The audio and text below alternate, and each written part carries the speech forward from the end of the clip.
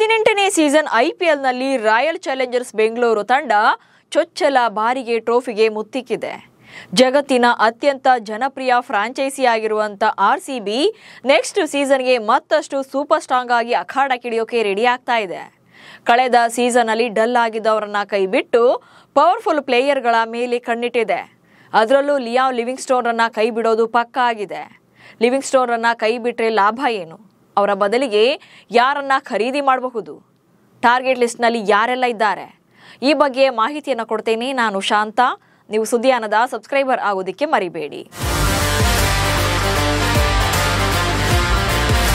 2026ರ ಐಪಿಎಲ್ಗೆ ತಂಡಗಳನ್ನು ಸ್ಟ್ರಾಂಗ್ ಮಾಡಿಕೊಳ್ಳೋಕೆ ಈಗಾಗಲೇ ಫ್ರಾಂಚೈಸಿಗಳಲ್ಲಿ ಲೆಕ್ಕಾಚಾರಗಳು ಶುರುವಾಗಿವೆ. ಮಿನಿ ಹರಾಜಿಗೂ ಮುನ್ನವೇ ಕೆಲ ಫ್ರಾಂಚೈಸಿಗಳು ಆಟಗಾರರನ್ನ ಟ್ರೇಡ್ ಮಾಡಿಕೊಳ್ಳೋಕೆ ಮುಂದಾಗ್ತಾ ಇವೆ.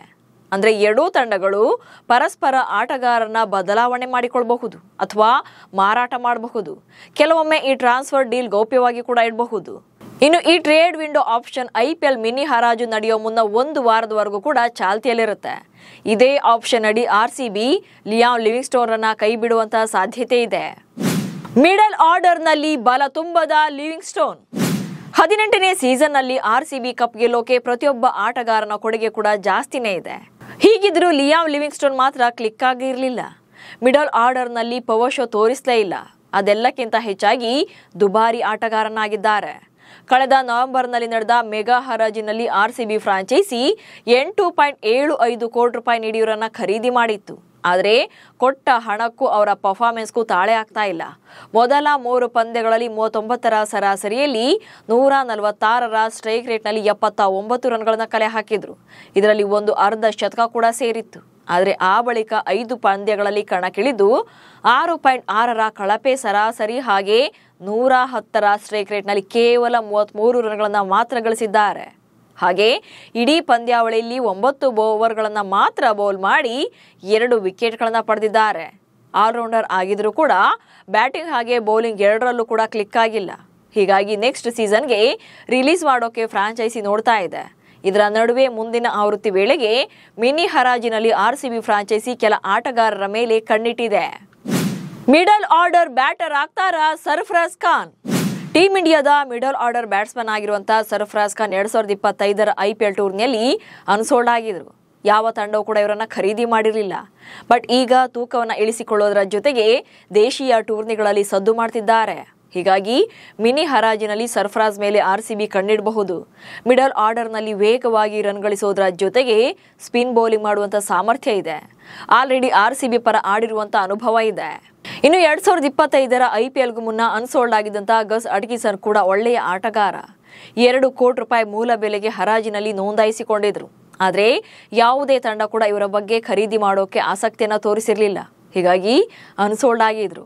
ಇಂಗ್ಲೆಂಡ್ ಮೂಲದ ಅಟ್ಕಿನ್ಸನ್ ಭಾರತ ಇಂಗ್ಲೆಂಡ್ ನಡುವಿನ ಇತ್ತೀಚಿನ ಟೆಸ್ಟ್ ಸರಣಿಯಲ್ಲಿ ಅದ್ಭುತ ಪ್ರದರ್ಶನ ನೀಡಿದ್ರು. ಹೀಗಾಗಿ ನೆಕ್ಸ್ಟ್ ಸೀಸನ್ಗೆ ಇವರ ಮೇಲೆ ಕಣ್ಣಿಡಬಹುದು. ಹಾಗೆ ಕಳೆದ ಸೀಸನ್ ಅಲ್ಲಿ ಜೋಶ್ ಹ್ಯಾಜಲ್ವುಡ್ ತಂಡದ ಪ್ರಮುಖ ಬೌಲರ್ ಆಗಿದ್ರು. ಬಹುತೇಕ ಎಲ್ಲ ಹಂತಗಳಲ್ಲಿ ಆರ್ಸಿಬಿ ಫ್ರಾಂಚೈಸಿ ಇವರ ಮೇಲೆ ಹೆಚ್ಚಿನ ಡಿಪೆಂಡ್ ಆಗಬೇಕಿತ್ತು. ಒಂದು ವೇಳೆ ಹೇಜಲ್ವುಡ್ ಅಲಭ್ಯರಾದರೆ ಡೆತ್ ಓವರ್ಗಳಲ್ಲಿ ಬೌಲ್ ಮಾಡುವಂತಹ ಸ್ಟ್ರಾಂಗ್ ಪ್ಲೇಯರ್ ತಂಡಕ್ಕೆ ಬೇಕಿದೆ. ಅಟ್ಕಿನ್ಸನ್ ಬಂದ್ರೆ ತಂಡಕ್ಕೆ ಈ ವಿಚಾರದಲ್ಲಿ ಪ್ಲಸ್ ಆಗಬಹುದು. ಕಿವೀಸ್ ತಂಡದ ಆಲ್ರೌಂಡರ್ ಮೈಕೆಲ್ ಬ್ರೆಸ್ವೆಲ್ ಮೇಲೆ ಕಣ್ಣು. ಇನ್ನು ಕಿವೀಸ್ ತಂಡದ ಆಲ್ರೌಂಡರ್ ಆಗಿರುವಂತಹ ಮೈಕೆಲ್ ಬ್ರೆಸ್ವೆಲ್ ಕೂಡ ಆಪ್ಷನ್ ಇದ್ದಾರೆ.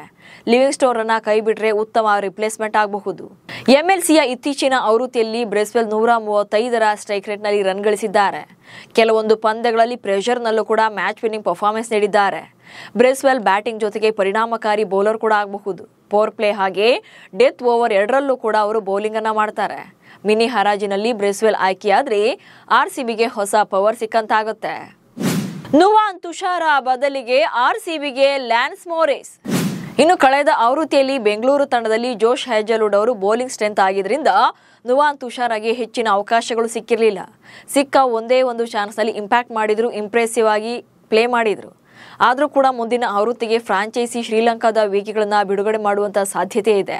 ಹಾಗೇನಾದರೂ ಮಾಡಿದರೆ ಲ್ಯಾನ್ಸ್ ಮೋರಿಸ್ ಅವರನ್ನ ಸೆಲೆಕ್ಟ್ ಮಾಡಿಕೊಳ್ಳಬಹುದು. ಆಸ್ಟ್ರೇಲಿಯಾ ಕ್ರಿಕೆಟ್ನಲ್ಲಿ ಅದ್ಭುತ ಪ್ರದರ್ಶನ ನೀಡ್ತಾ ಇರುವಂತಹ ಮೋರಿಸ್ T20 ಪಂದ್ಯದ ಬಹುತೇಕ ಎಲ್ಲ ಹಂತಗಳಲ್ಲಿ ಮಾರಕ ದಾಳಿ ನಡೆಸಿದ್ದಾರೆ. ಸೊ ಇವರ ಮೇಲೂ ಕೂಡ ಮಾಲೀಕರು ಟಾರ್ಗೆಟ್ ಲಿಸ್ಟ್ ನಲ್ಲಿ ಇಟ್ಟಿದ್ದಾರೆ. ಸದ್ದು ಮಾಡ್ತಿದ್ದಾರೆ ರಾಮ್ ಸಿಂಗ್ ಸೋನು ಯಾದವ್. ಇನ್ನು ಇತ್ತೀಚಿನ TNPL ಆವೃತ್ತಿಯಲ್ಲಿ ಭಾರತದ ಆಲ್ರೌಂಡರ್ ರಾಮ್ ಸಿಂಗ್ ಸೋನು ಯಾದವ್ ಕೂಡ ಅದ್ಭುತ ಪ್ರದರ್ಶನ ನೀಡಿ ಸದ್ದು ಮಾಡಿದ್ದಾರೆ.